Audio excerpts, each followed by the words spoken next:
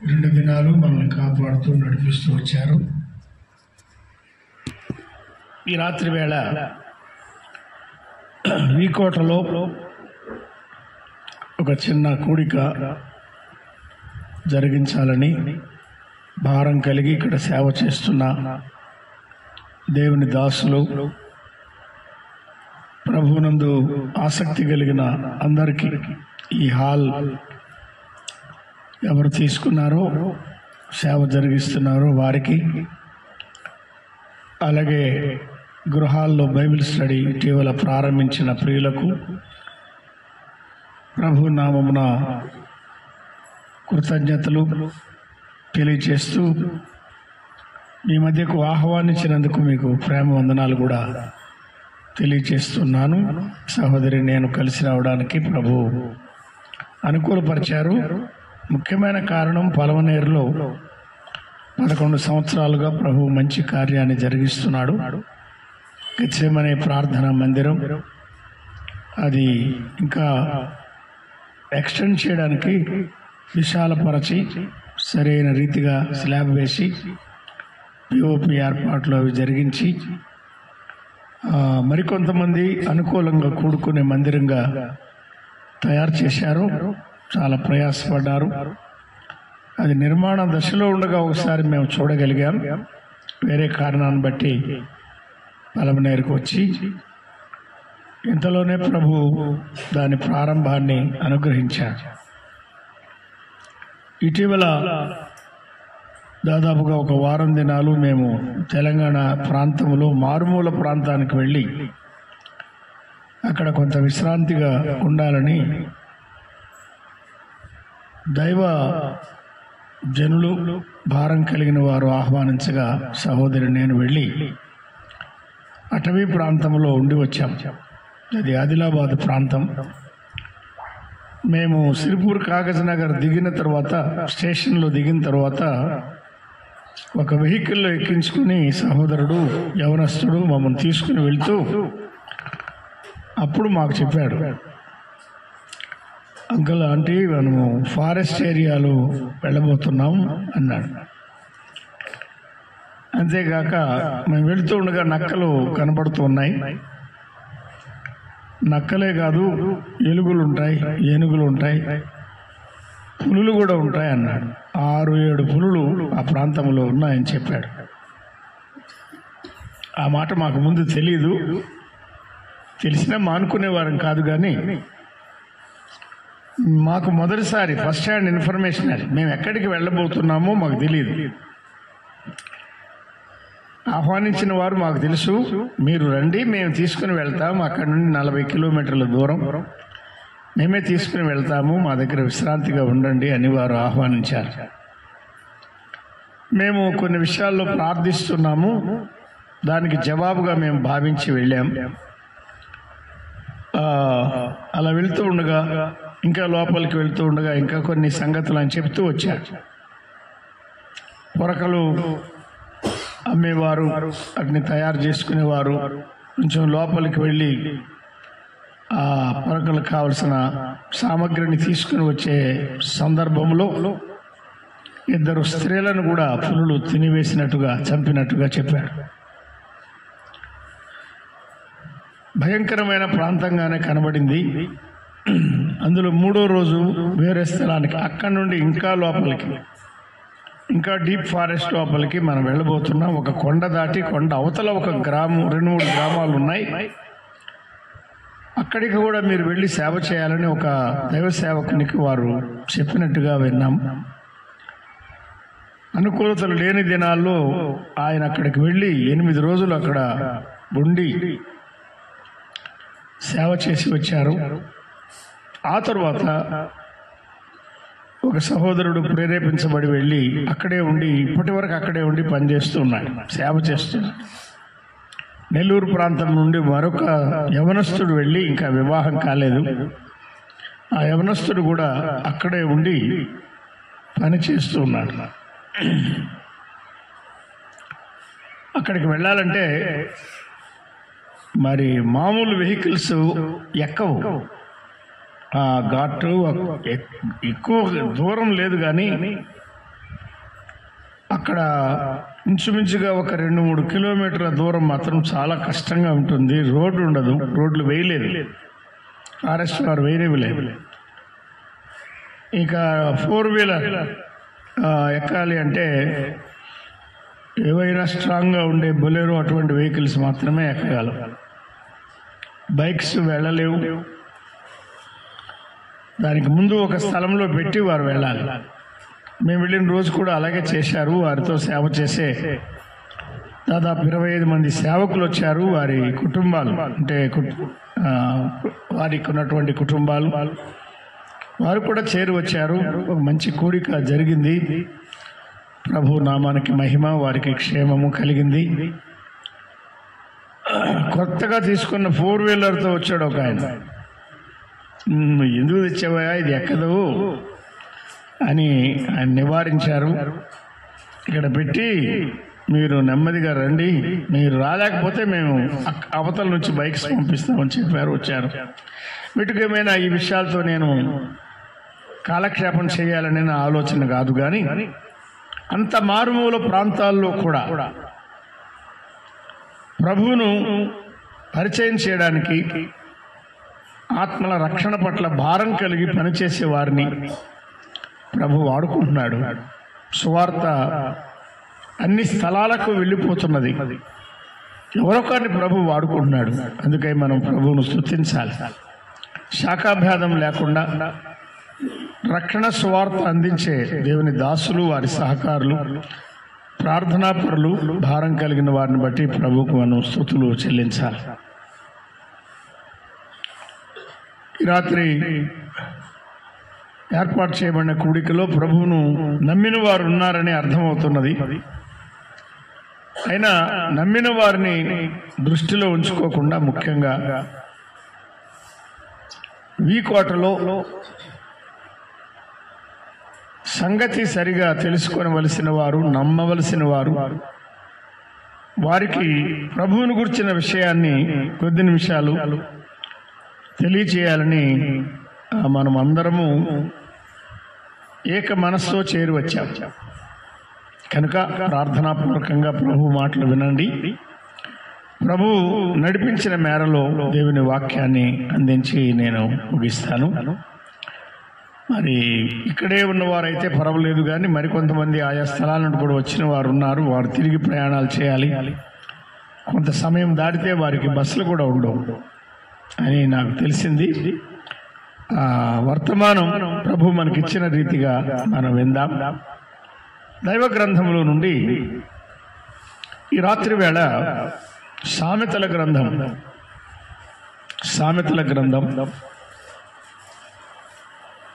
25వ అధ్యాయంలో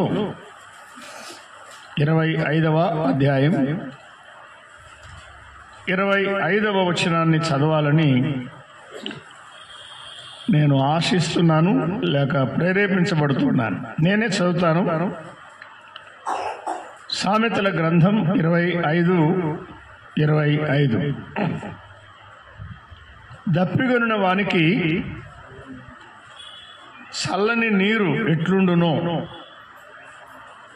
దూరదేశం నుండి వచ్చిన శుభ సమాచారం అట్లుండును. చదవబడిన దైవ గ్రంథంలో ఉన్న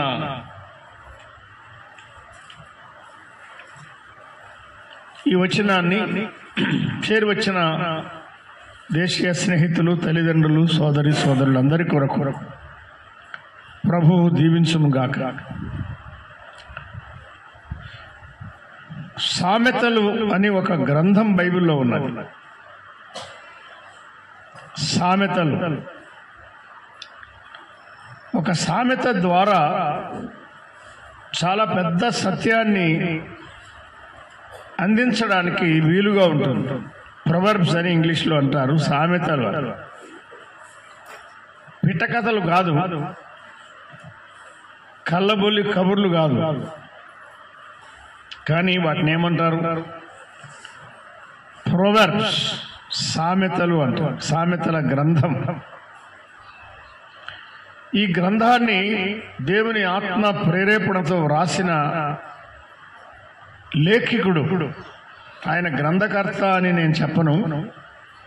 హి was only a writer, not the author. దాదాపు 40 మంది రైటర్సే. ఆఫీసుల్లో రైటర్స్ ఉండేవారు, కాలేజీల్లో రైటర్స్ ఉండేవారు. రైటర్ ఒక లేఖికుడు.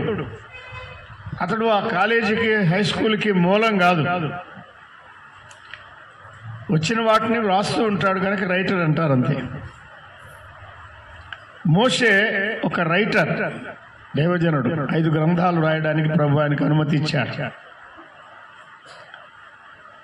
అలాగే సమూయేలు కానీ, గాదు కానీ, నాతాను కానీ దీర్ఘదర్శులుగా ఉండి వారు చెప్పిన మాటలను బట్టి కొన్ని గ్రంథాలు వ్రాయబడ్డాయి. వ్రాసిన వారు లేఖికులే.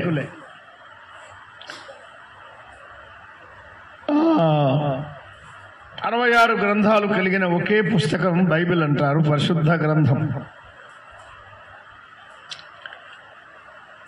బిబ్లియాస్ అని ఉన్నటువంటి ఆ మాటకు అర్థం ఏంటంటే పరిశుద్ధ లేఖనాల సమకూర్పు అని. కలెక్షన్ ఆఫ్ హోలీ స్క్రిప్చర్స్ అంటారు. పరిశుద్ధ లేఖనాలు 66 గ్రంథాల సమకూర్పును బిబ్లియాస్ అంటారు. బిబ్లియాస్ అనే మూల పదంలో నుండి బైబిల్ అనే మాట వచ్చింది. ఈ బైబిల్లో యెరూషలేములో రాజుగా ఉండి 40 సంవత్సరాలు చక్కని పరిపాలన అందించిన దైవజనుడు దావీదు.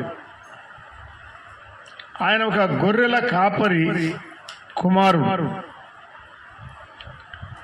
యెషై అనే ఒక భక్తిపరుడు, ఆయన సతీమణి సహకారి ఇద్దరు భక్తిపరులుగా, ప్రార్థనాపరులుగా, నమ్మకస్తులుగా, సామాన్యులుగా, దేనులుగా జీవిస్తుండగా ప్రభువారికి 10 మంది సంతానం ఇచ్చాడు. 2 కుమార్తెలను ఇచ్చాడు, 8 కుమారులను ఇచ్చాడు. ఈ డేవిడ్ లేక దావీదు అనే గొర్రెల కాపరి 8వ వాడు, కనిష్ఠుడు అంటారు, 8వ వాడు. వివరాల్లోకి మనం వెళ్ళనక్కర్లేదు, కానీ ఆయన కుమారులలో ఆయనకి చాలా మంది కుమారులను ప్రభు ఇచ్చాడు. అది అజ్ఞాన కాలం, వెలుగు ఎక్కువగా వచ్చిన కాలం కాదు, సంగతులు ఎక్కువ తెలిసిన కాలం కాదు, అది అజ్ఞాన కాలం. గనుక అజ్ఞాన కాలములో అనేక మందిని ప్రభువు ఆయనకు దయచేయగా వారి ద్వారా కలిగిన సంతానం, అందులో బత్షెబా ద్వారా కలిగిన కుమారుడు సొలొమోను. సొలొమోన్ అంటే సమాధానకర్త అని అర్థం. దావీదు కాలంలో యుద్ధాలు ఎక్కువగా జరిగినవి. ఆయన యుద్ధాలు చేసి రాజ్యం సంపాదించి కుమారుని చేతికి అప్పగించి వెళ్ళాడు. నలుదిశల నెమ్మది కలిగించి ఆయన రాజ్యానికి పునాదులు వేసి కుమారుడికి చక్కని పరిపాలన అప్పగించి వెళ్ళాడు. ప్రభు చిత్తం, అది ఏర్పాటు. ఆ సొలొమోనుకు యెదీద్యా అనే పేరు కూడా పెట్టబడింది. యెదీద్యా అంటే యెహోవాకు ప్రియుడు అని అర్థం. సొలొమోను సమాధానకర్త గనుకనే మందిరానికి పునాది వేయాలంటే రక్తం చిందించేవారు, యుద్ధాలు చేసేవారితో కాదు, సమాధానకర్తగా ఉండే వ్యక్తిని నేను కోరుకుంటున్నాను అని ఆయన చెప్పాడు. దావీదు దేవుని బహుగా ప్రేమించేవాడు కనుక ఎంత ఖర్చైనా పెట్టి తాను ఇచ్చినవి చాలా విలువైన బంగారం, ఇంకా ఎన్నో రకాల ప్రెషర్ స్టోన్స్, నానా విధమైన రత్నాలు, గోమేధికపు రాళ్ళు, చెక్కుడు రాళ్ళు, ఇవన్నీ ఇచ్చాడు. ఏ పనికి కావలసినది ఆ మెటీరియల్ అంతా, ఆ ఫర్నిచర్ అంతా ఇచ్చాడు, ఉచితంగా ఇచ్చాడు.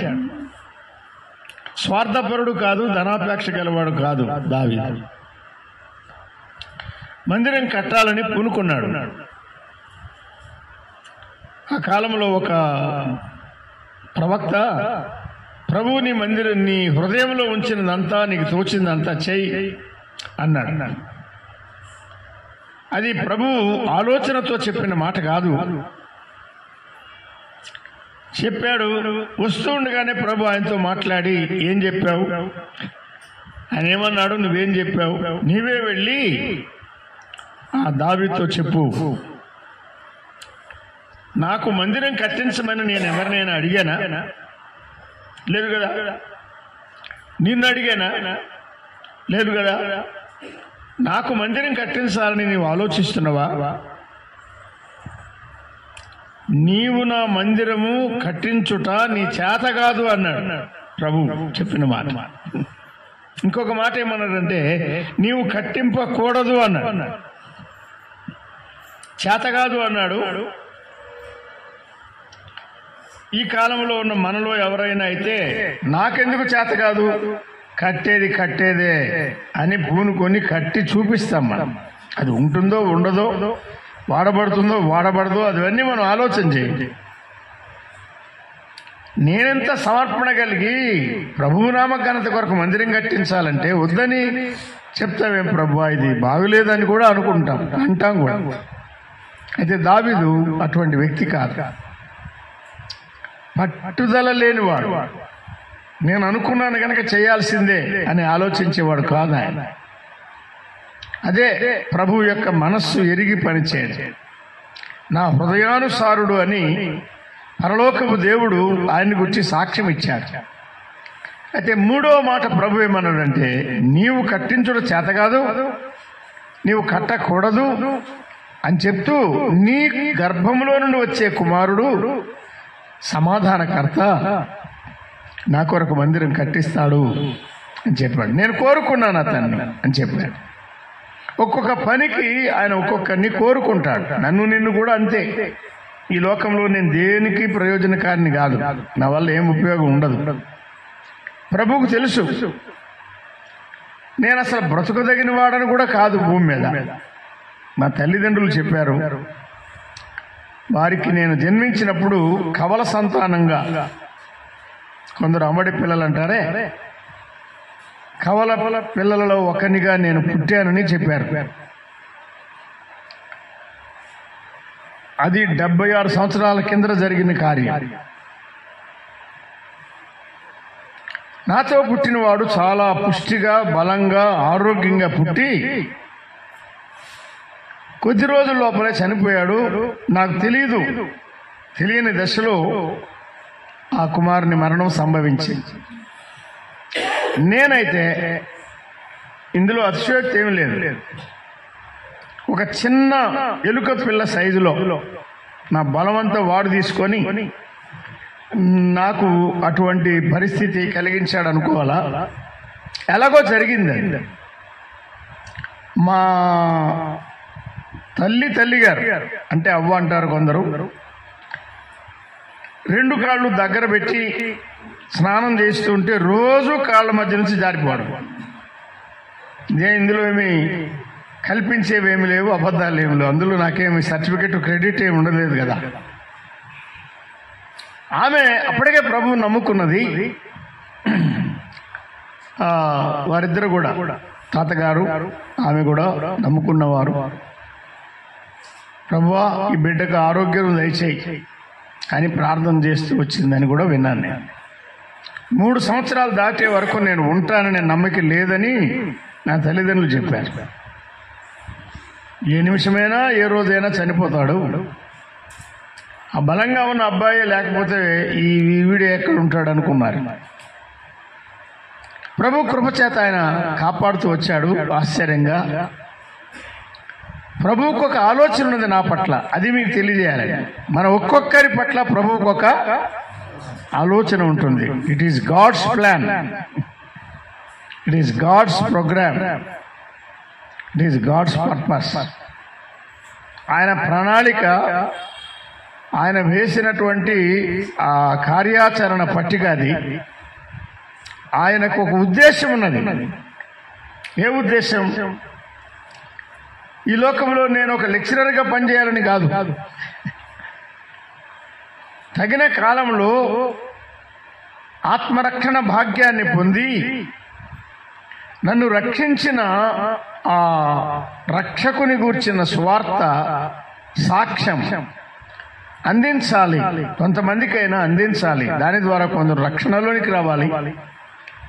అది దేవుని సంకల్పం. అప్పట్లో నాకు తెలియదు. అందుకే ప్రభువు నన్ను బ్రతికించాడు. నా సంగతి ప్రక్కన పెట్టండి. సొలొమోన్ మందిరం కట్టడం కొరకు ప్రభు ఆయన్ని కోరుకున్నాడు. సమాధానమే పునాదిగా ఉండాలి సంఘానికి. సమాధాన సువార్త అని దైవ గ్రంథంలో మనం చదువుతున్నాం. దేవునికి మనుష్యులకు, దేవునితో మనుష్యులకు సమాధానం కలిగించే సందేశాన్ని ఈ రాత్రి మనం చదువుతున్నాం. ఇక్కడ ఈ దైవ జ్ఞానం పొందిన భక్తుడు సొలొమోన్ చాలా భక్తి గలవాడు.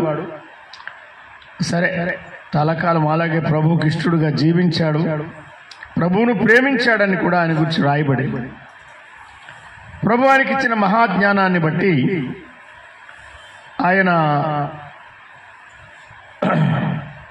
లోకములో ఆయన 1000 పైగా 5 కీర్తనలు ఆయనే రాశారు. అంటే సొలొమోను సంకీర్తనలు, సొలొమోను గీతాలు అని ఒక పుస్తకం. కీర్తనలు మొత్తం సొలొమోను కీర్తనలతోనే ఒక పుస్తకం తయారైపోతుంది కదా. 1000 పైగా 5 కీర్తనలు రాసి 3000 సామెతలు చెప్పారు. చూడండి, అసలు వృక్షశాస్త్రం మొత్తం రాశారు. ఆయన రాసిన దానిలోంచే తర్వాత వచ్చిన వారందరూ దాన్ని డెవలప్ చేసి రాసుకుంటూ గ్రంథాలు తయారు చేశారు. బోటనీ కానీ, జువాలజీ కానీ, సైటాలజీ కానీ, రెప్టాలజీ కానీ, ఇక శాస్త్రాలు ఆయన రాశారు. దైవ గ్రంథములో ఆయన రాసిన 3 పుస్తకాలు చేర్చబడ్డాయి.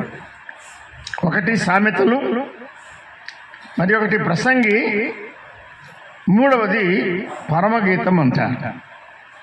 ఈ మూడింటిని ఆవరణం, పరిశుద్ధ స్థలం, అతి పరిశుద్ధ స్థలానికి పోల్చి కూడా కొందరు ధ్యానించి వర్తమానాలు అందించేవారు ఉన్నారు.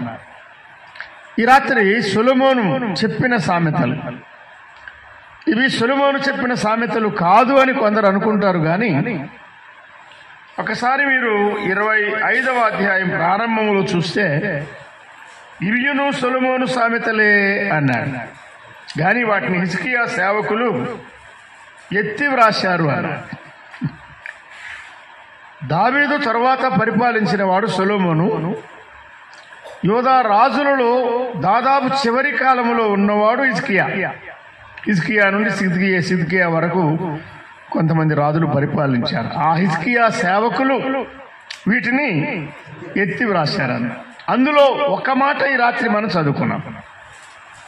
సామెతలు 25:25. అక్కడ ఏముందో చూడండి.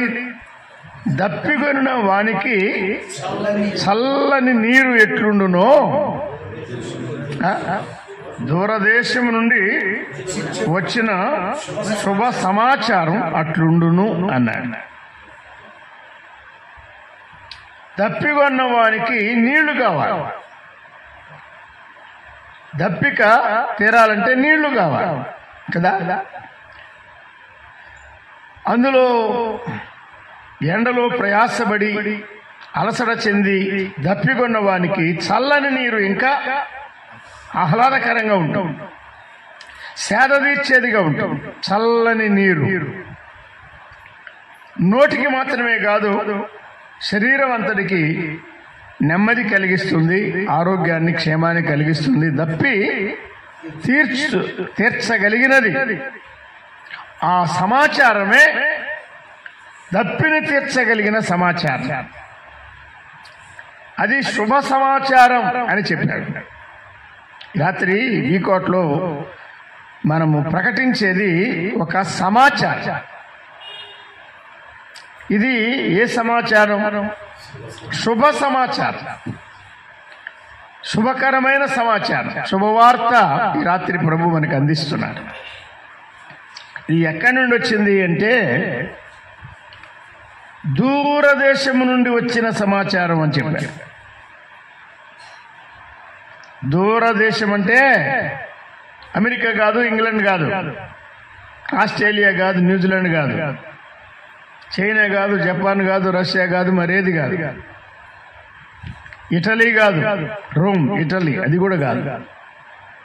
దూరదేశం అంటే ఈ భూమికి చాలా దూరంగా ఉన్న దేశం. అది నేల మీద ఉన్న దేశం కాదు, అది పరలోకం అంటారు దాన్ని, పరలోకం. ఈ గ్రంథం చదువుతుంటే ఆ దేవుడు పరలోకపు దేవుడు అని చాలా స్థలాల్లో వ్రాయబడి, భూమి మీద ఉండే వారిని గురించి నేను మాట్లాడాలని ఆలోచన చేయడం లేదు. భూమి మీద మనం అందరం ఉన్నాం, మనకు తెలిసిందే. మన ఇంటి పక్కన, మన వీధుల్లో, ఆ కాలనీలో, ఈ కాలనీలో, ఈ టౌన్లో, ఆ మున్సిపాలిటీలో, ఆ కార్పొరేషన్లో, ఆ సిటీలో ఎన్నో ఉంటాయి. వాటిని గురించి మనం చెప్పుకోవాల్సిన అవసరం ఏమి లేదు, ఎన్నిక లేనివి.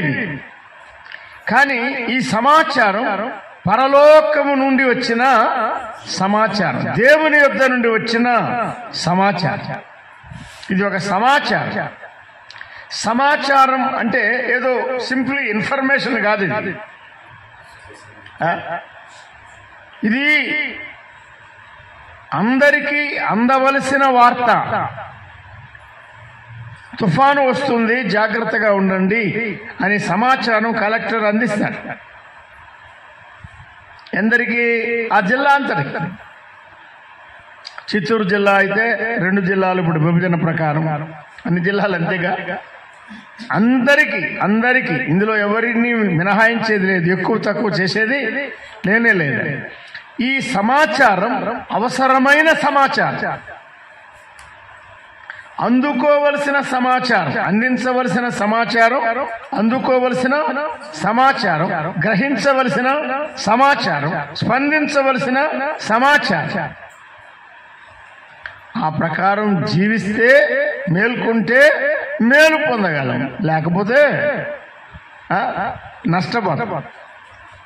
2024లోనే ఇటీవలనే విజయవాడ ప్రాంతంలో అనుకోని రీతిగా వరద వాతావరణం, 77లో ఉప్పెన వచ్చినట్టుగా విజయవాడ సిటీలోనే ఆ వర్షం, ఆ వరద, ఆ నీళ్లు, ఆ ఇబ్బందితో ఎంతమంది నష్టపోయారు, కొంతమంది చనిపోయారు. ప్రభుత్వానికి సరైన సమాచారం లేదు, ప్రభుత్వం అందించడానికి ప్రభుత్వానికే తెలియకుండా జరిగిపోయింది. ఉప్పెనులు వస్తున్నాయి, తుఫానులు వస్తున్నాయి, ఇలాగ నష్టాలు కలిగించే వస్తున్నాయి. చాలా నష్టపోయిన వారు. భూలోకములో ఉన్న మానవాళి నశించకూడదు అని పరలోకము దేవుని ఆలోచించారా? నష్టపోకూడదు, నశింపకూడదు, నష్టపోకూడదు, వారిని దాటించాలి, తప్పించాలి, ఈ నష్టము నుండి వారిని బయటికి లాగాలి. అది పరలోకము దేవుని ఆలోచన. ఒక అధ్యాయం వెనక్కి రండి, అక్కడ ఏం చెప్పాడు ఒక్కసారి మనం చదువుకుందాం. 24వ అధ్యాయం, ఇదే సామెతల గ్రంథం 24వ అధ్యాయం 11 నుండి చదవండి. చావునకై పట్టబడిన వారిని నీవు తప్పించుము అంటున్నాడు. చావుకై పట్టబడ్డారంటే ఇక వారికి బ్రతుకుతారు అనే నమ్మిక లేదు. అట్టివారిని నీవు తప్పించు, అట్టివారి పట్ల జాలి కలిగి, శ్రద్ధ కలిగి, భారం కలిగి వెళ్ళి వారికి నీవు చేయగలిగినదేదో చెయ్యి. ఇది పరలోకము దేవుని మాట. విన్నారా? తర్వాత ఏమన్నాడు చూడండి, నాశనమునందు పడుటకు జోగుచున్న వారిని నీవు రక్షింపవా అన్నాడు. ఇవంటే నీవే. నేను చదివితే నాకే ఆ మాట, మీరు చదివితే మీకే ఆ మాట. నీవు రక్షింపబడ్డావు, నీవు తప్పించుకున్నావు, నీవు బయటకు వచ్చావు. రాయలసీమలో గడ్డకేయడం అంటారు, అంటే బయటికి లాగడం, అపాయంలో ఉండకుండా బయటికి లాగి గట్టు మీద చేర్చడం, అద్దరికి చేర్చడం, ఒడ్డుకు చేర్చడం అని దాని భావం కదా. ఈ సమాచారం నాశనములో ఉన్నవారిని తప్పించడానికి పరలోకము దేవుడు నియమించిన సమాచారం. చూసారా ఈ సమాచారం, దీనిని నీవు తెలియచేయి అన్నాడు. ఆత్మను గూర్చిన సమాచారం మనకు శాశ్వతమైన మేలు కలిగించే సమాచారం ఈ 66 గ్రంథాల్లో ఉన్నది. దప్పిగొన్న వానికి చల్లని నీరు ఎట్లుండును, దూరదేశం నుండి వచ్చిన శుభ సమాచారం అట్లుండును అని ఆయన చెప్తున్నాడు. యెషయా గ్రంథంలో ప్రభువు చెప్పినటువంటి 1-2 మాటలు మనం జ్ఞాపకం చేసుకుందాం. యెషయా గ్రంథం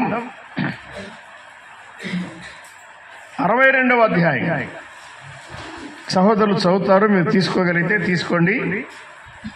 62వ అధ్యాయం 11వ వచనాన్ని ఒకసారి చదవండి.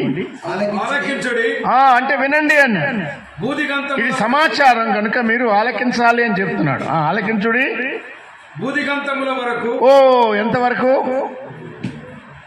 చిత్తూరు జిల్లా కాదు, కర్ణాటక కాదు, ఆంధ్ర మాత్రమే కాదు, తెలంగాణ మాత్రమే కాదు, తమిళనాడు ఒక్కటే కాదు, కేరళ కాదు, దక్షిణ ఇండియా ఒక్కటే కాదు, central India, north India, north east India,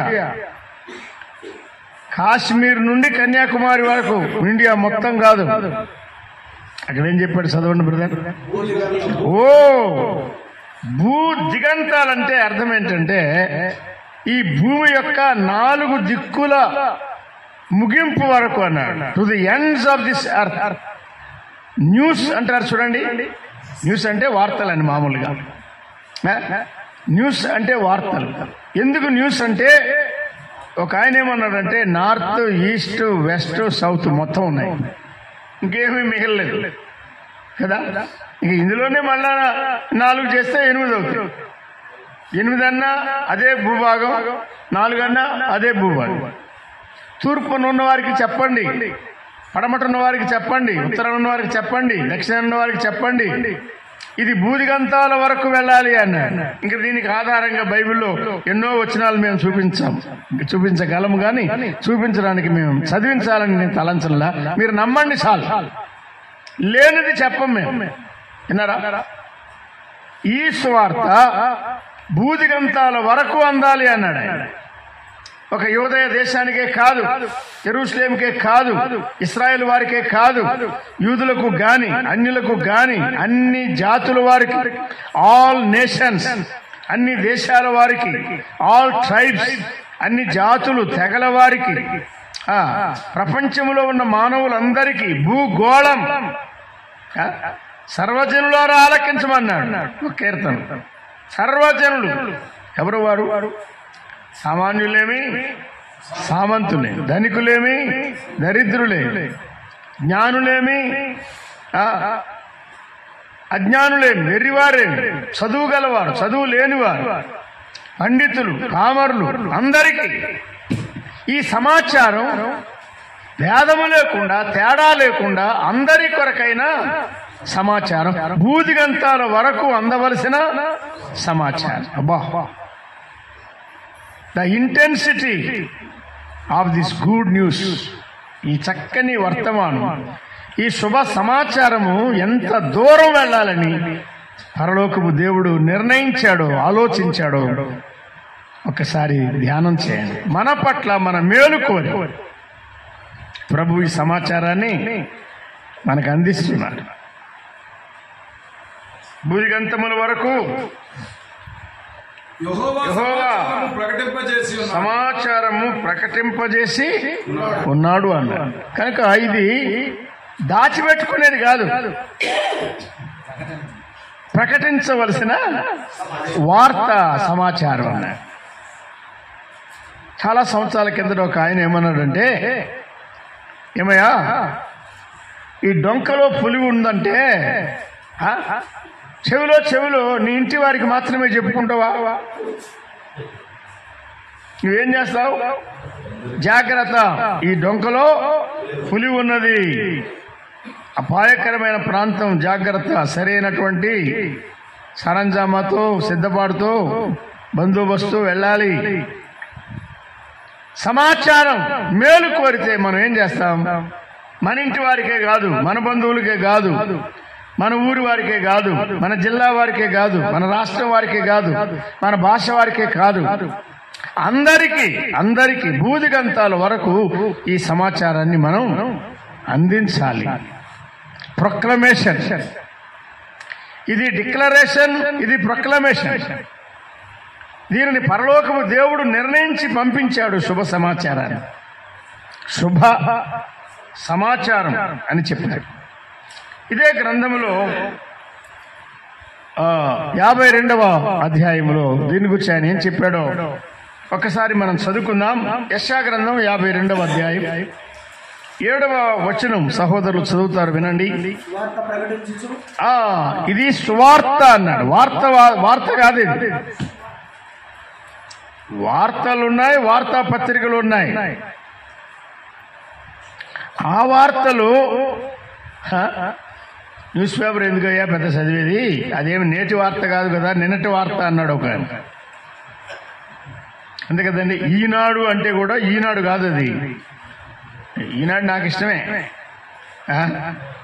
కానీ ఈనాడులో ఉండే వార్తలు ఈనాటివి కాదు, అది ఏనాటివో ఈనాడులో ఉన్నాయి. అదేగా సాక్షి అంతే, వార్త అంతే, జ్యోతి అంతే, నువ్వు ఏం చెప్పినా అంతే.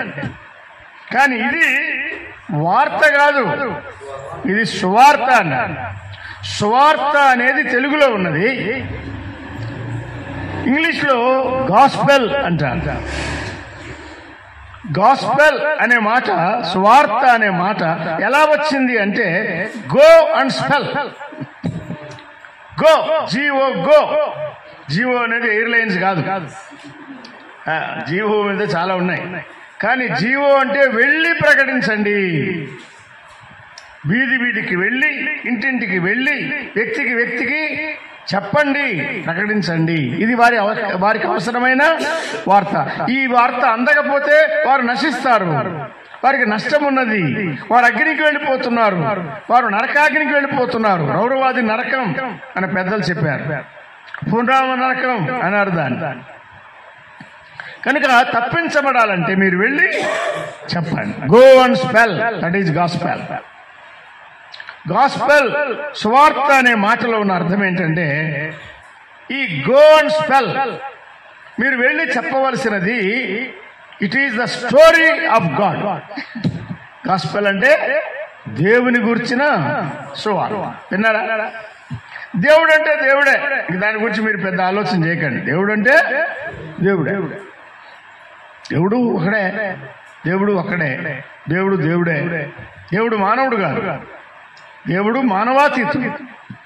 మనము పుట్టిన వారము, పుట్టుక లేకుండా ఉన్నవాడు దేవుడు. మనము మరణించే వారము, మరణము లేకుండా అమరత్వం గలవాడుగా ఉన్నవాడు ఎవరు? దేవుడు. దేవుడు సార్వభౌముడు అంటారు, సర్వోన్నతుడు, సర్వశక్తి గలవాడు, సర్వ సంపదలు ఆయనలో ఉన్నాయి, సర్వ సామర్థ్యం ఆయనలో ఉన్నది. ఆయన గురించి ఎంతో మనం ఆలోచన చేయొచ్చు. దైవ లక్షణాలు మన జ్ఞానానికి అందేవి కాదు.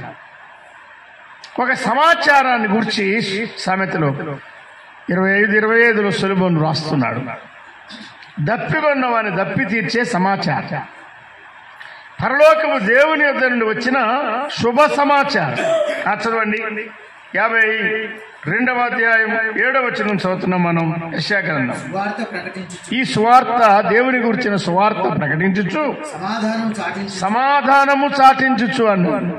ఇందులో అల్లరి లేదు, ఇందులో గలిబిలు లేదు, వాదాలు తర్కాలు ఏమి లేవు. పీస్, గాస్పెల్ ఆఫ్ పీస్, సమాధాన సువార్త అంటారు. ఆ సమాధానము చాటించుచు,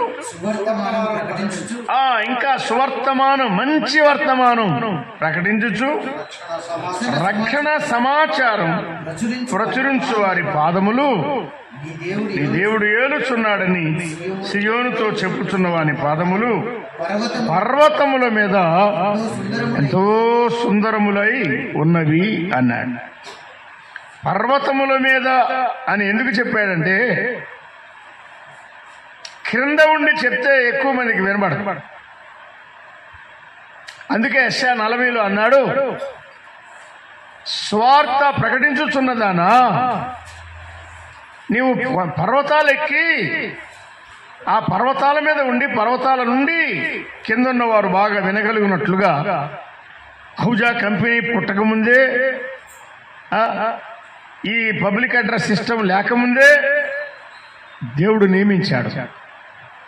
ఎక్కడ నుండి న్యాచురల్ గానే ఒక ప్రక్కన నీళ్లుంటే, ఒక ప్రక్కన కొండ ఉంటే, అక్కడ నుండి మాట్లాడుతుంటే ఆ స్వరము ఎంత బిగ్గరగా, అది మళ్ళా రీసౌండ్ ఇచ్చేటట్టుగా వస్తుందో అవన్నీ ఆయనకు తెలుసు కనుక, పర్వతాలెక్కి సువార్త ప్రకటించువారులారా ఈ పాదములు ఎంతో సుందరములు అని చెప్పాడు.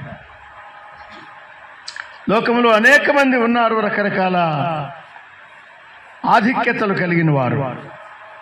కానీ నశించే పాపికి రక్షణ సువార్త, రక్షణ కలిగించే సువార్త ప్రకటించేవారు, ఆ వర్తమానము విలువైనది, ప్రకటించడానికి కష్టపడి వెళ్ళి, ప్రయాసపడి, అప్పగించుకొని వెళ్ళి ఆ సువార్త ప్రచురించే వారి పాదములు కూడా అవి సుందరమైనవి అని మరొక చోట కూడా చెప్పారు.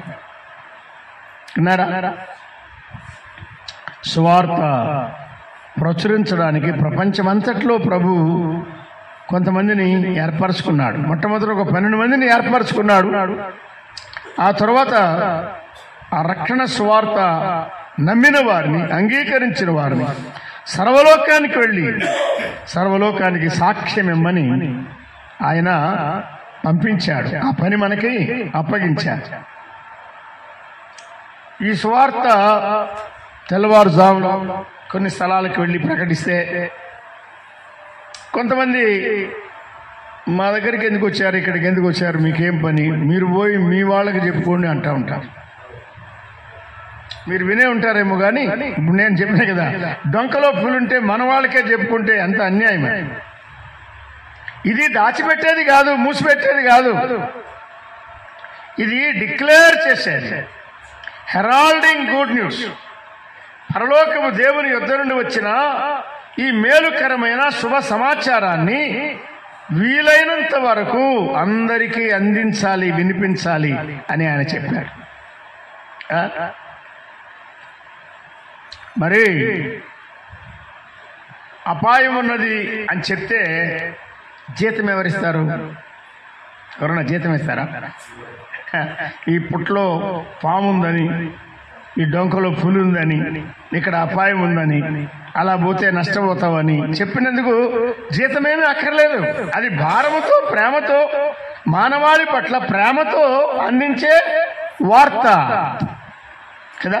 సర్వలోకానికి వెళ్ళి ఎక్కడ మిగిలిపోకుండా సర్వలోకానికి, మారుమూల ప్రాంతాలకు, గిరిజన ప్రాంతాలకు వెళ్ళి మీరు సువార్త ప్రకటించండి. కోయవారి మధ్య, లంబాడీల మధ్య, ఎక్కడ అక్కడ తేడా లేక సువార్త సమాచారం ప్రకటించమని ఆయన తెలియజేస్తున్నారు. 53వ అధ్యాయం యెషయా గ్రంథంలోనే 53వ అధ్యాయం 1వ వచనం చదువుకుందాం. మనం వెళ్ళి ప్రకటన చేస్తాం, అయితే అందరూ నమ్ముదురు, అందరూ నమ్మేది ఖాయం అని చెప్పడానికి లేదు. ప్రకటించగా ఏమవుతుంది, కొందరు నమ్మవచ్చు, కొందరు నమ్మక పోవచ్చు. అందుకే బైబిల్లో ఏం చెప్పాడంటే, వారు వినునేను వినకపోయినా. చెప్పేది నీ బాధ్యత, విన్న తర్వాత స్పందించేది వారి బాధ్యత. మీరు వెళ్ళి సువార్త అందించండి, ప్రకటించండి అని ఆయన చెప్పి, ఎక్కడికి వెళ్ళండి? సర్వలోకానికి వెళ్ళమండి. సర్వలోకములో కర్ణాటక ఉంది కదా, సర్వలోకంలో వీకోట ఉంది కదా, సర్వలోకంలో కుప్పం ఉంది కదా, సర్వలోకంలో పలమనేరు ఉంది కదా, పొంగునూరు ఉంది కదా, మదనపల్లి ఉంది కదా, ఇవన్నీ సర్వలోకంలో ఉన్నవే కదా. దేవుని ఏర్పాట్లో అందరికీ, ఆయనకి ఏ భేదము లేదు కనుక అందరినీ ఆయన ప్రేమించేవాడు కాబట్టి అందరికీ ఈ వార్త వినిపించండి, ప్రకటించండి, అందించండి అని ఆయన చెప్పాడు. నమ్మిన వానికి రక్షణ కలుగుతుంది అన్నాడు. ఈ రాత్రి మనం వినేది దేని గురించిన వర్తమానం కాదు, రక్షణ, దానికి సంబంధించిన వార్త, సువార్త. దీన్ని ఏమంటారంటే రక్షణ సువార్త అంట. రక్షణ సువార్త. లోకంలో మేళ్లు చేసేవి ఎన్నో ఉన్నాయి. ప్రభుత్వాలు వారి పథకాలు, వారు చేయబోయే మేళ్లు ఎన్నో చెప్పుకుంటూ ఉంటారు. నిలబడితే చెప్పేది అదే, కానీ ఇది అది కాదు. జబ్బులు పోతాయి, ఉద్యోగాలు వస్తాయి, జీతాలు పెరుగుతాయి, మీకు పెళ్ళిళ్ళు అవుతాయి, మీరు స్థలాలు కొంటారు, మీరు ఇల్లు కడతారు, మీకు ప్లాట్లు వస్తాయి, మీకు ఫ్లాట్లు వస్తాయి, మీకు వాహనాలు వస్తాయి, మీకు ఏ లోటు ఉండదు అని చెప్పేది కాదు. అది మోసకరమైన వార్త.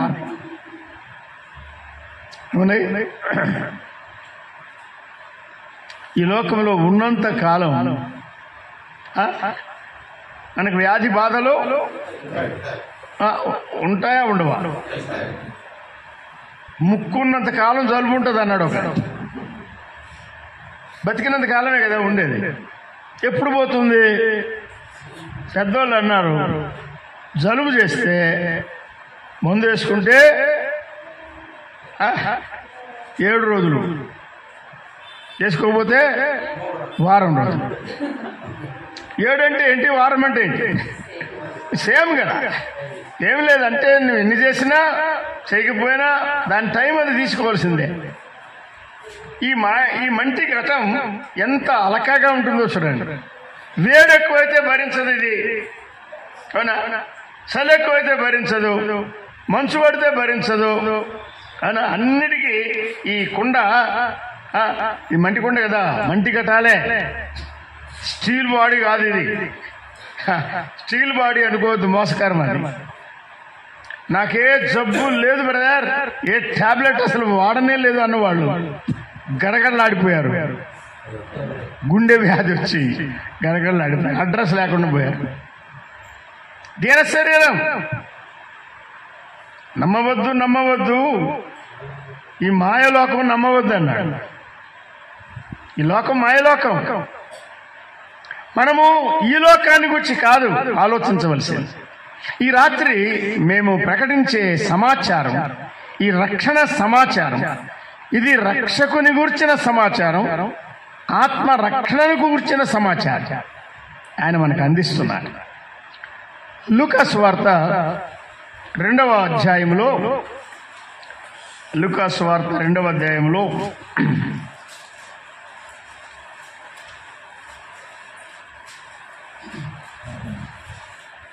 10వ వచనం చదువుకుందాం.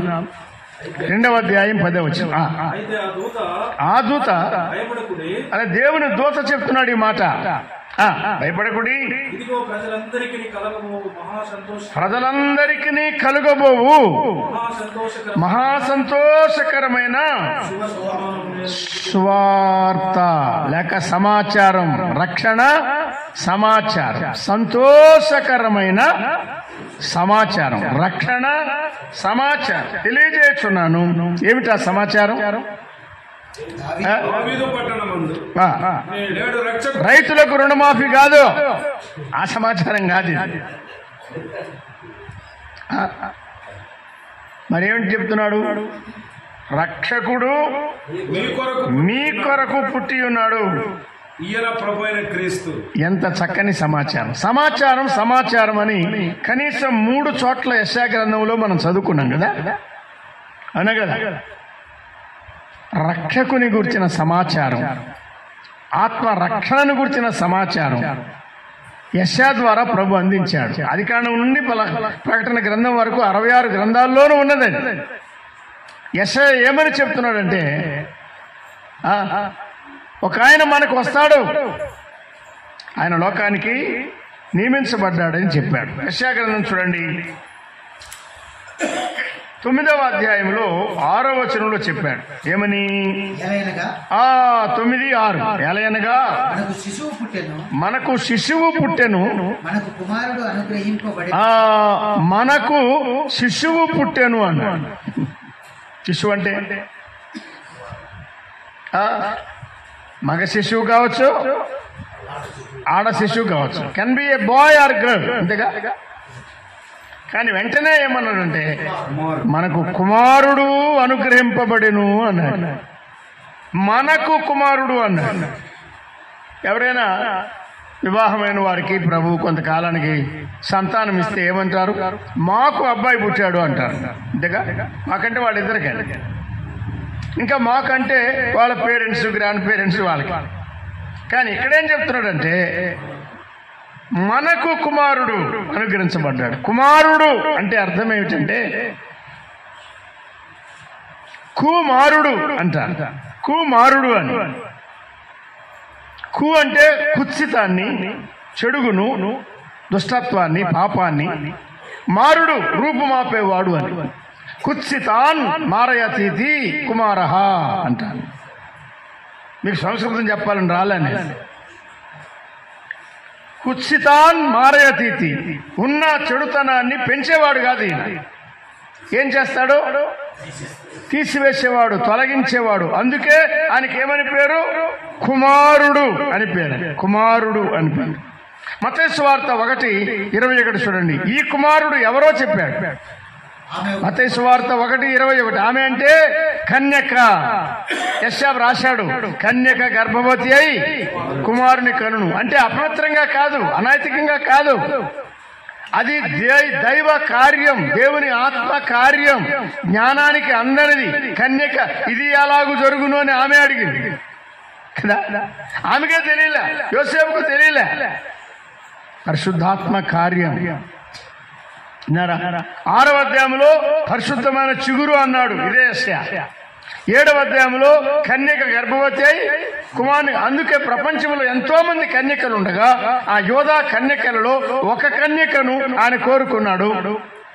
ఆమెను గురించి ఏమి రాశాడు చూడండి. ఆమె ఒక కుమారుని కనును అని చెప్పారు. ఒక కుమారుని కనును, తన ప్రజలను వారి పాపముల నుండి ఆయనే రక్షిస్తాడు కనుక ఆయనకు రక్షకుడు అనే పేరు పెట్టబడింది. విన్నారా? ఇప్పుడు రక్షణ సమాచారం, రక్షణ సమాచారం దూరదేశము నుండి, పై నుండి, పరలోకము నుండి, మహిమగల దేవుని యొద్ద నుండి మానవాళికి అందిస్తున్న సమాచారం, నియమించబడిన సమాచారం, ప్రకటించబడుతున్న సమాచారం, వినవలసిన సమాచారం, గ్రహించవలసిన సమాచారం, లోబడవలసిన సమాచారం, స్పందించవలసిన సమాచారం. దాచిపెట్టుకునేది కాదు. We have to declare, proclaim, దీన్ని ప్రకటన చేయండి అని ఆయన చెప్తారు. నేను ముగిస్తాను. అపుత్రస్య గతిర్నాస్తి అన్నారు. అంటే పుత్రుడు లేకపోతే గతులే లేవు. పుత్రుడు అంటే ఎవరు అంటే పున్నామ నరకము నుండి మన తరింపజేసేవాడు అన్నారు. అందుకే మన వాళ్ళు పెద్దలు ఏం చేస్తూ వచ్చారంటే, ఒకవేళ వారికి కుమారుడు లేకపోతే ఎవరినైనా దత్తత తీసుకొని దత్తపుత్రుడుగా చేసుకున్నారు. ఎందుకంటే వీరిని పున్నామ నరకము నుండి ఆ పుత్రుడు తప్పిస్తాడు, బతికిస్తాడు, విడిపిస్తాడు, గడ్డకేస్తాడు అని. ఈ కుమారుడు ఏ కుమారుడు? ఈ కుమారుడు ఎటువంటి కుమారుడు? లోకంలో పుట్టే కుమారులు ఏ కుమారులు చెప్పండి? చెప్పనక్కర్లేదు, మనకు తెలుసు కదా. మనల్ని మించిన వాళ్ళు అంటే మనం మోసగాళ్ళం, వాళ్ళు గజ మోసగాళ్ళు. మన కుమారుడు మనల్ని ఏం తప్పిస్తాడు? అరే వీడు బాగుంటాడు అనుకుంటే వాడు బాగుండడం లేదు. ఈ కుమారుడు కాదు తప్పించేది, పాపము లేని కుమారుడు రావాలి భూలోకానికి, ఆయన మనలను తప్పించాలి. విన్నారా? ప్రజాపతిర్దేవేభ్య ఆత్మానం యజ్ఞం కృత్వా ప్రాయశ్చిత్ అన్నారు. తస్య ప్రజాపతే, అలా విడిపించే ప్రజాపతి ఏమై ఉండాలంటే అర్ధమర్త్యం అర్ధమమృతం.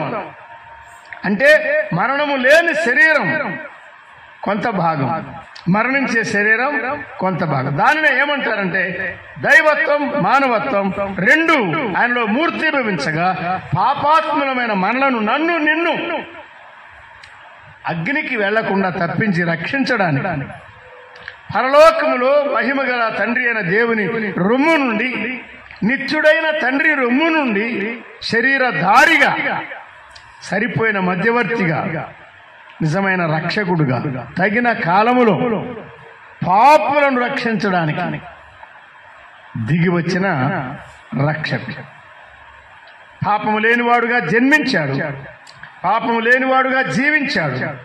మన స్థానములో బదులు మనిషిగా నిలబడి తన అమూల్యమైన శరీరాన్ని మన కొరకే అప్పగించుకున్నాడు. గాయాలు దెబ్బలు పొందాడు. తన రక్తమంతా మన కొరకు దారపోశాడు. ఎందుకంటే రక్త ప్రోక్షణ గ్రహ విమోచన. రక్తము చిందించబడకపోతే పాప క్షమాపణ లేదు.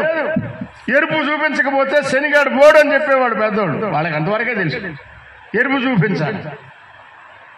ఏ ఎరుపు చూపించినా శనిగాడు పోతాడా? శనిగాడు అంత తేలిగ్గా ఉన్నాడా? కానే కాదు.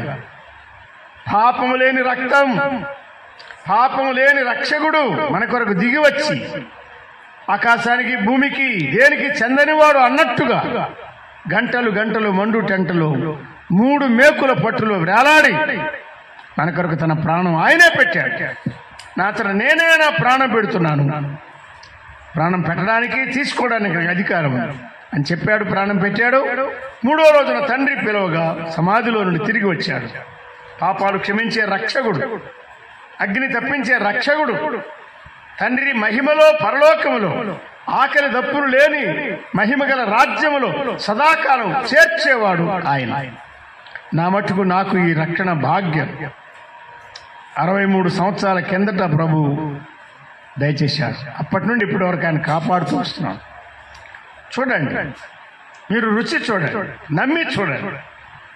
ఇది మోసగించే వార్త కాదు, దారి తప్పించే వార్త కాదు, లేని విషయాలు చెప్పేది కాదు. ఇది మేలుకరమైన సమాచారం. చివరిగా ఒక వచనం చదవండి. రాజులు 2వ గ్రంథం 9వ అధ్యాయం 5వ వచనాన్ని మనం చదువుకున్నాం. మీరు వెళ్ళిపోతుండగా ఈ మాట ఆలోచన చేయండి. అప్పుడు అతడు అధిపతి ఈ రాత్రి ఒక సమాచారం ప్రభు అందించాడు కదా, నీకు ఒక సమాచారం అందిస్తున్నాను అన్నాడు. ఎవరి గురించినది? అందరిలో అది ఎవరిని గుర్చినదని ఇంతమంది ఉన్నారు, ఇందులో ఎవరిని గుర్చింది అని అడుగగా ఆయన ఏమన్నాడు? అధిపతి ఏమన్నాడు? ఎవరో నీ బావమరిది, నీ మామ, నీ అల్లుడు ఆయన గుర్చింది కాదు, అది నిన్ను గుర్చింది. ఈ రాత్రి ప్రకటించిన సమాచారం అది నిన్ను గుర్చినది. తలలు వంచండి, ప్రార్థన చేద్దాం. రక్షణ సమాచారం, రక్షణ ప్రభువే సంకల్పించాడు, సిద్ధపరిచాడు, అందిస్తున్నాడు. ఒక చిన్న స్వార్థ ద్వారా ఆయన అందిస్తున్నాడు. నీవు నమ్మితే నీ హృదయంలో ఆత్మరక్షణ కార్యం ఇప్పుడే ప్రభు జరిగిస్తాడు. మెట్లు దిగకముందే ఆత్మరక్షణ భాగ్యం పొంది వెళ్ళాలని ప్రేమపూర్వకంగా మీకు ప్రభు మాట అందిస్తున్నాం. ప్రేమగల తండ్రి, మీ కోటలో భక్తి గలవారు, ఆసక్తి గలవారు మిమ్మల్ని సేవిస్తుండగా ఈ రాత్రి మాకు ఒక చిన్న అవకాశం మీరు కలిగించారు. ఈ సమాచారం ముద్రించండి, ఫలింపచేయండి, నీరు కట్టండి. కొందరిలోనైనా మీరు కార్యము జరిగించండి. మిమ్మల్ని గూర్చి, మీ విశాలమైన ప్రేమగల హృదయాన్ని గూర్చి, అపార్థం చేసుకోకుండా ఆత్మలు రక్షింపబడినట్లుగా చేదురని నేను వెళ్ళుచుండగా మీ దీవెన సమాధానం మాకు అందించమని మా ప్రభు అయిన క్రీస్తు యేసు నామమున స్తుతించి చేరి వచ్చిన వారిని మీ కృపాహస్తాలకు అప్పగించి వేడుకొనుచున్నాము తండ్రి. ఆమేన్.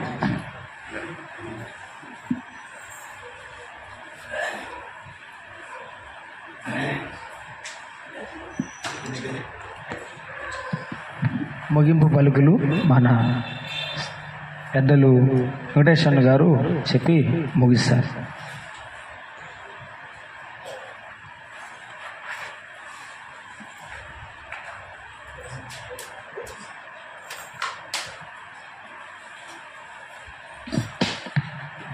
ప్రియమైన వాళ్ళారా, దైవజనులు దేవుని ఆత్మ ద్వారా ప్రేరేపించబడి అందించిన రక్షణ సువార్తమానాన్ని, రక్షకుని గూర్చిన ప్రేమ వార్తను, శిలువ వార్తను విని ఇది ఎవరికో అనుకోకుండా అది నిన్ను గూర్చిందే. ఇంకా మారు మనసు పొందని వారు, పాపక్షమాపణ లేని వారు ఈ సమూహంలో ఉన్నారు. అందుకే దేవుని ఆత్మ దైవజనుని ప్రేరేపించి ఈ సంగతిని అందించి ఉండగా వాయిదా వేయక ఈ దినాన్ని శుభదినంగా, రక్షణ దినంగా నువ్వు చేసుకోవాలని ప్రభువైన యేసుక్రీస్తును హృదయంలో స్వీకరించి పాపక్షమాపణ పొంది రాబోయే శిక్ష నుండి, ఆ ప్రమాదము నుండి, ఆ విపత్తు నుండి, నాశనము నుండి తప్పించబడాలని ప్రేమతో మనవి చేస్తున్నాం. అలాంటి ఆశ కలిగిన వారు దైవజనులు చెప్పినట్టుగా మెట్లు దిగక ముందే హృదయంలో దేవుని ఆత్మ మిమ్మల్ని ఒప్పిస్తూ ఉండగా, కదిలిస్తూ ఉండగా, యేసుక్రీస్తు ప్రభు నా పాపాల కోసమై దేవాది దేవుని సంకల్పాన్ని బట్టి దిగి వచ్చాడు, నా పాపము కొరకే కలువరి శిలువలో ఆ 3 మ్రేకుల మధ్య ఆయన వేలాడాడు, ఆ సమాచారాన్ని నేడు నాకు అందించాడు. నా జీవితం పట్ల ఆయనకున్న సంకల్పం, నేను యేసుక్రీస్తు ప్రభువును నమ్ముకుంటాను అనే ఆశ కలిగిన వారు ఎవరైనా ఉంటే మీరు అలాగే వెళ్ళిపోవద్దు. దైవ సేవకులను కలవండి. ఎలా ప్రభువైన యేసుక్రీస్తును హృదయంలో స్వీకరించాలో, రక్షణ పొందాలో, దైవ రాజ్యానికి వారసులు కావాలో వారు మనకు తేటగా తెలియజేస్తారు. మరి వాక్య పరిచర్య చేసిన చక్కటి సువార్త సమాచారాన్ని అందించిన దైవజనులకు ప్రభువైన యేసుక్రీస్తు నామములో వారికి ప్రేమ వందనాలు తెలియజేస్తున్నాము. ముగింపుగా సహోదరులు పాచికుంట నుండి వచ్చిన సంఘ పెద్దలు, స్థానిక సంఘ పెద్దలు యాండ్రూ వచ్చి ముగింపు ప్రార్థన చేస్తారు.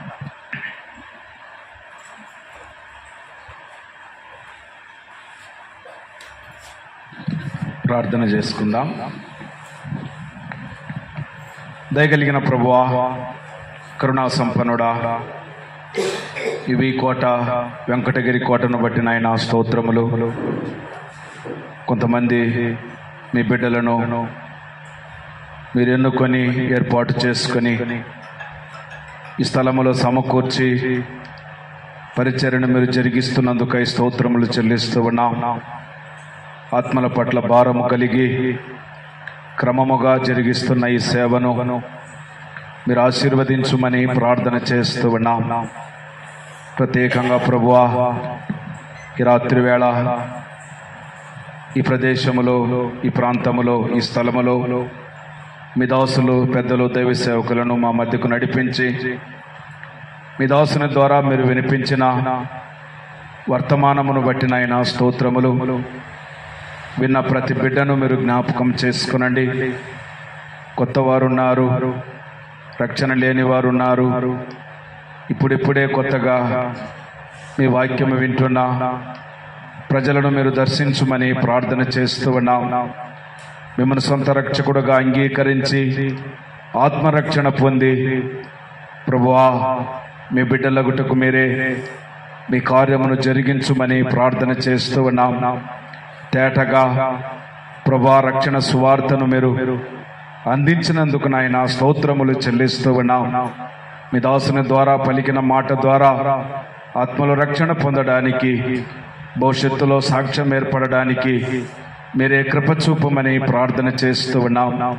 చేరి వచ్చిన ప్రతి బిడ్డను బట్టి మీకే స్తుతులు స్తోత్రములు చెల్లించి ఆత్మరక్షణకై, సేవా పరిచర్యకై ఈ కార్యమును మీరు దీవించుమని, మీ నామమునకు మహిమ తెచ్చుకోమని, సమస్త మహిమ ఘనత ప్రభావములు మీరే పొందుమని మీ కుమారుడు రక్షకుడైన యేసుక్రీస్తు నామమున ప్రార్థన చేసి అడిగి వేడుకొనుచున్నాము తండ్రి. ఆమేన్.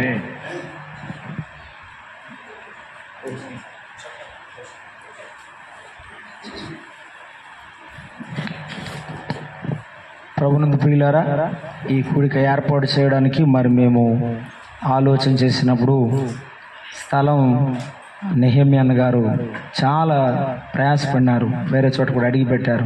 కానీ తమ్ముడు తిమోతి ఫోన్ చేసి, అన్నయ్య చాలా ఖర్చుతో కూడుకున్నది, మీరు అన్నయ్య జోయల్ అన్నయ్య ఉన్నారు, మీరు నేను మాట్లాడతాను వెళ్ళమని చెప్పారు. వారు నిజంగా దేవుని బిడ్డలు. వారిని చూసినప్పుడు, వారు మాట్లాడినప్పుడు నేను సంతోషించాను. సహోదరులు, దేవుని దాసులు జోయలకు కృతజ్ఞత వందనాలు తెలియజేస్తున్నాం. మీ కొరకు, పరిచయ కొరకు తప్పకుండా ప్రార్థన చేస్తాం. మా కొరకు ప్రార్థన చేయండి. అలాగే దూర ప్రాంతం నుండి వచ్చినటువంటి అండ్రూస్ అన్న గారికి ప్రేమ వందనాలు. పలమనేరు సంఘం నుండి అన్నగారు అందరిని తీసుకొని మరి ప్రోత్సహించి మమ్మలను వెన్నంటి, బహుశా మా తమ్ముడు పరిచర్యలో భారంలో ఫోన్ చేయకపోవచ్చాము, కానీ వెంకటేష్ అన్న ఫోన్ చేయడం మర్చిపోడేమో. ఎలా ఉన్నారు, ఏం చేస్తున్నారు అని పలకరిస్తుంటాడు. మంచి సేవకులను, పెద్దలను దేవుడు నమ్మినట్లు మాకు తోడు చూస్తూనే వచ్చాడు. బహుశా మేమేమో బలహీనులని మేము తెలియదు, బలపరచడానికి దేవుడు ఇటువంటి మంచి వారిని ఇచ్చాడు. అన్నయ్య మీకు ప్రేమ వందనాలు. ఆత్మీయ తల్లిదండ్రులు వారెప్పుడు మమ్మల్ని ప్రేమించేవారు, బలపరిచేవారు. వాస్తవానికి వారికి ఉన్న ఔన్నత్యానికి, వారికి ఉన్న పేరుకు, వారికి ఉన్న సేవ భారానికి నేను చాలా చిన్నవంటి వారు. కూర్చోబెట్టి ఎలా చేస్తున్నావు, పరిచర్య ఎలా జరుగుతోంది అని దేవ సేవకులు సాంబవంకులు గారు అడిగేవారు. మేము చీరాల్లో దేవుని సేవ చేసేటప్పుడు అక్కడ సంఘం ఎలా ఉంది, పరిస్థితులు ఎలా ఉన్నాయని అడిగేవారు. వారు నిజంగా ఆత్మీయమైన తండ్రులు. అందుకే నేను ఎప్పుడు వారికి సమాచారం పెట్టిన ఆత్మీయమైన కుమారుడు అని పెడుతుంటాను. నిజంగా ఆంటీ గారికి, అంకుల్ గారికి నిండు వందనాలు తెలియజేస్తాను. ఈ పరిచర్య కొరకు ప్రార్థన చేయండి. ఈ పరిచర్యలో ప్రారంభం నుండి సహకరిస్తున్న సత్యమన్న, నెహెమ్యా అన్నకు ఈ పరిచర్య ఇక్కడ నిలిచినంత కాలం మేము, మా కుటుంబం, మేము రుణపడి ఉన్నాం. వారి కొరకు మేము ఎప్పుడు ప్రార్థన చేస్తాం. ప్రేమ వందనాలు. ఇక్కడ ఉన్నటువంటి వారు తమ్ముడు కపిల్ ఏమైనా అంటే ఒకటే చెప్తాడు, అన్నయ్య దేవుడు మనల్ని ఇంకా సేవ చేయమంటున్నాడు అంటాడు. చాలా తక్కువ మాట్లాడతాడు. మాట్లాడిన ప్రతిదీ కూడా దేవుడు నాతో మాట్లాడినట్లుగా ఉంటుంది. తమ్ముడు నేను లేను అంతా తన భుజం మీద వేసుకొని చేసినాడు ఇదంతా. ఈ అమ్మ కానీ, సహోదరి కానీ, బిడ్డలు కానీ కొద్దిమంది కూడినా కూడా ఆత్మీయమైన ప్రేమ, సహవాసం మా మధ్య దేవుడు ఇచ్చినాడు. అందును బట్టి ప్రభువుని స్తుతిస్తున్నాను. ఎన్నిక లేని మమ్మను దేవుడు ఇక్కడకు నడిపించడం ఆయన సంకల్పం అని మేము ప్రార్థన చేస్తున్నాం. మా కొరకు ప్రార్థన చేయండి. మిమ్మల్ని అందరినీ ప్రేమించి ఈ రాత్రి వేళ చక్కని భోజనం ఏర్పాటు చేయబడి ఉంది. ఇక్కడే భోజనం చేసి ఇక్కడ నుంచి మనం సెలవు తీసుకుందాం. ఏ ఒక్కరు కూడా భోజనం చేయకుండా వెళ్ళొద్దని ప్రేమతో తెలియజేస్తున్నాను. పేరు పేరు వరుసన మీ అందరికీ నా ప్రేమ వందనాలు. మరి కొంగనపల్లిలో ఉన్న సంఘ పెద్దలు శంకరప్ప గారు, అలాగే దండికుప్పం వచ్చినటువంటి సోమశేఖర్, అలాగే తమ్ముడు తిమోతికి, దేవుని సేవకులు తిమోతి గారికి కూడా ప్రేమ వందనాలు తెలియజేస్తున్నాను. అందరికీ ప్రేమ వందనాలు. ఒక్కసారి మనం అందరం లేచి ఇట్లా సర్దుకుంటే ఆ చైర్స్ అన్ని తీసి భోజనాలు అనేవి మనం తీసుకుందాం. ఎవరైనా యేసు ప్రభువుని నమ్ముకోవాలి, నేను దేవుణ్ణి నమ్ముకుంటాను, ఆయనే నా రక్షకుడు, నాకు మంచి వర్తమానం రాత్రి అందంటే ముందుకు రండి. దైవ సేవకులు మీ కొరకు ప్రార్థన చేస్తారు. ప్రభుని ఎలా నమ్ముకోవాలో చెప్పి ప్రభువుకు అప్పగిస్తారు. ప్రభు మిమ్మును మీ కుటుంబాలను దీవించునుగాక.